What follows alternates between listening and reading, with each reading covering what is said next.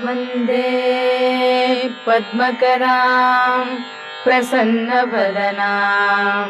सौभाग्यदां भाग्यदां हस्ताभ्याम् अभयप्रदां मणिगणैर्नानाविधैर्भूषितां भक्ताभीष्टफलप्रदां हरिहरब्रह्मादिभिः सेवितां पार्श्वे पङ्कजशङ्खपद्मनिधिभिः युक्तां सदा शक्तिभिः सरसिजनिलये सरोजहस्ते धवळतमांशुकगन्धमाल्यशोभे भगवति